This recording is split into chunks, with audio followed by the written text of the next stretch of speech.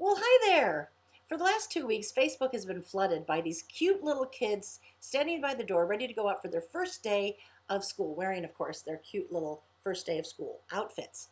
And I wanted to ask my daughter if she would take a picture standing by the door with her cute little outfit on, ready to go for her first day of school. Only problem is, she's starting her senior year in college, and I just didn't think she would be up for that. But I did take some really cute pictures along the way. Like here she is in kindergarten. Isn't that cute? And I think this is, oh, that's third grade. I don't know what grade that is. Maybe fourth grade. Um, this is when she's a little more sassy in fifth grade. And this is middle school. Look, when she's discovering she's a creative. Isn't that cute? And this is her senior year in high school. Yeah, so yeah, I did that too. And funny thing is, I thought I was the only person that did this, take pictures, first day of school, and because all that was before Facebook. Yes, we are ancient. Um, but I had to let go of that. I can't take pictures of first day of school anymore. How sad. I've never been good at this letting go thing. Kayla was always ready to move on to the next step of maturing before I was ready for her too. Like, for instance, the first night we came home from the hospital, John went to the grocery store, and I went into the kitchen just for 30 seconds, turned right around, came back out again, and there was the dog and the cat with their heads right into the cradle, so deep into the cradle I couldn't even see their heads. And of course, that's where Kaylee was, and I freaked out because my mother had just sent me this article on the dangers of dog drool and a newborn. I mean, she could get sick, and I just freaked out. It was like, God, this is too big. I had never changed a diaper until my own daughters came along. Really hadn't babysat much. So this taking care of this whole human being freaked me out. And I had to, at that point, that night in the hospital, I had to say, God, she's yours. It's so big for me to think that I can do this on my own. She is yours. I will be her loving mother, but she's yours. And there are many milestones along the way where God reminded me of that. One of them was when she was in fourth grade. We were at a missions banquet at our church, and we were singing the song "Lord Send Me," which is about God has told us to go out and be missionaries, and she was standing on a chair ahead of me, and she leaned her head back, leaned it on my chest, and said, "Mom, I want to be a missionary when I grow up."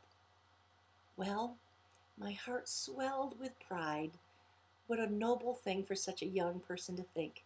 And at the same time, my heart panicked because it's like, God, she's my only one. Please don't send her to Africa. Send somebody else's kids. Well, no. No, I'm happy that she still, to this day, wants to be a missionary when she grows up. And yes, I know, she's 21. She has grown up. But it was one of those times where God turned around and said, do you trust me? And then she turned 16 and she started driving. Oh my goodness, I don't even want to go there. But, John and I woke up in the middle of the night one night with those dreaded words that no parent wants to hear. Mom, Dad, I've been in an accident. Well, it was 2 o'clock in the morning and she was trying to make it home and she fell asleep at the wheel. And my knees buckled when I went to see the scene where she'd just missed a tree by this much, and my heart just stopped. And God said, do you trust me? Okay. And then it came time for her to move out of the house, and I realized one thing. I was a really good mom when I had control, but I didn't know how to be a mom when I lost all control and I had to just let her be her adult self. I just wasn't that good at that.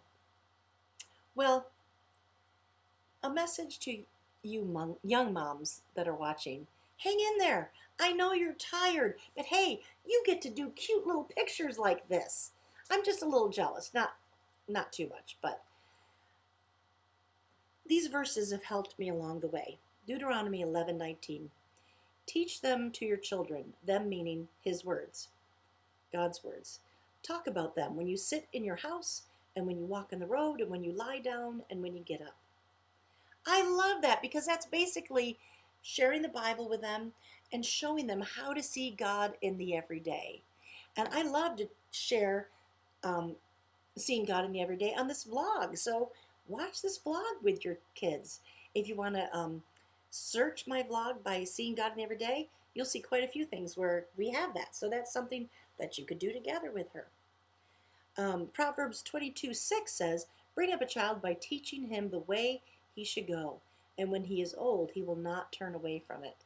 Now that's encouraging news for the older moms that, you know what, it's time for us to know that we have poured into our children. We've trusted God as much as we could. We are human and we're going to fail, but we did the best we could.